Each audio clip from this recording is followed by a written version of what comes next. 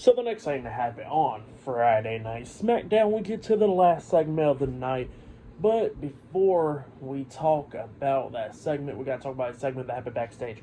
So yeah, we see Byron Saxton come up interviewing Tommaso Ciampa and Johnny Gargano DIY. He was talking about how they're going to get a tag team title match against A-Town Down Under next week on SmackDown. They was talking about how they're happy about that and all that stuff. But then Austin Theory comes up and he says that they are the greatest tag team of all time, and him and Grayson Waller are going to retain the tag team titles and stuff. And we seen about a few weeks ago, Gargano's trying to tell Theory that, Grayson's not his friend and all that stuff. Grayson was just using him for those tag team titles. And then Grayson Waller attacks Gargano and Ciampa from behind, laying them both out, and then Theory pulls them off and they walked away. So yeah, that's what happened there. But then after that, we get to the last segment of the night where we see Solo Sikoa, Tama Tonga, Tanga Loa, and Paul Heyman, the Bloodline. They come down to the ring.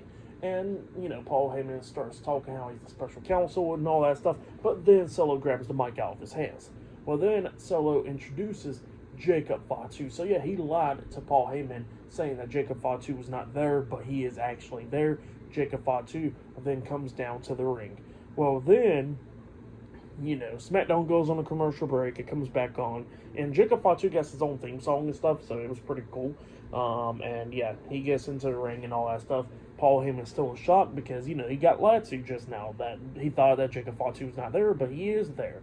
And then Solo grabs the mic and he starts talking, telling, the MFT, his right-hand man, Tama Tonga, to come up. Tama Tonga walks up and he tells Tama Tonga to acknowledge him. And then Tama Tonga says that he loves him and he acknowledges Solo Sikoa. And then he calls up the infamous Tanga Loa. Tanga Loa comes up and he says, acknowledge me. And then Tanga Loa acknowledges Solo Sikoa. He tells actually everybody in Madison Square Garden to acknowledge him before he starts telling everybody else to do that as well. Forgot to mention that part.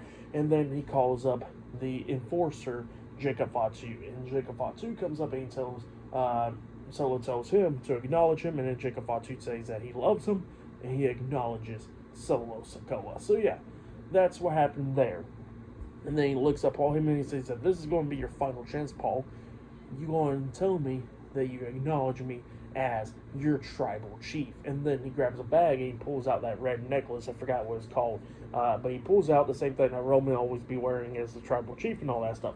Paul Heyman's in shock that Solo got that. And he says, where did you get this? And then Solo hands it to Paul and he says, put it around me and acknowledge me. And then Paul looks at him, he grabs the mic, and he says that, Solo, I love you, but you're not my tribal chief. And then Solo looks pissed off about it. He quickly hits a Samoan spike onto Paul Heyman, laying him out. And yeah, the beatdown was on. The Bloodline's beating down Paul Heyman. Jacob Fatu climbs up the top turnbuckle and jumps off with a diving headbutt onto Paul Heyman, laying him out. They throw him outside of the ring, cleared off the announce table. They picked him up, and then Jacob Fatu, Tama Tonga, and Tanga Loa hits the triple powerbomb onto Paul Heyman through the announce table, laying him out, and then the Bloodline throws up the ones. So yeah, Paul Heyman got kicked out of the Bloodline. He got laid out by Solo Sikoa, Jacob Fatu, Tama Tonga, and Tanga Loa tonight on SmackDown. Great ending to SmackDown. Really looking forward to what's going to happen next.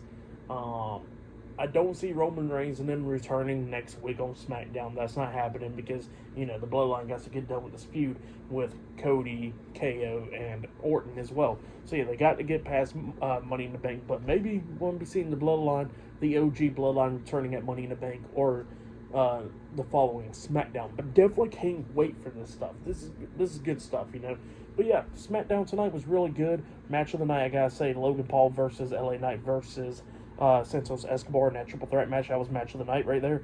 And yeah, for tonight's episode of Friday Night SmackDown, I'll give it 9 stars. That's what I'll give it. This segment right here was a really good segment. I liked it. But yeah, that was the best segment of the night, obviously. But yeah, tonight's SmackDown was a pretty good show.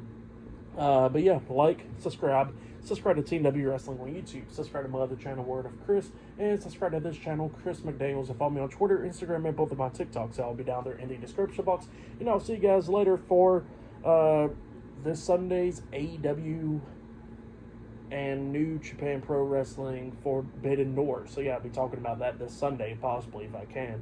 Look out for that, and I should have my predictions up for it. Look out for that as well. But yeah, I'll see you guys later. Till then.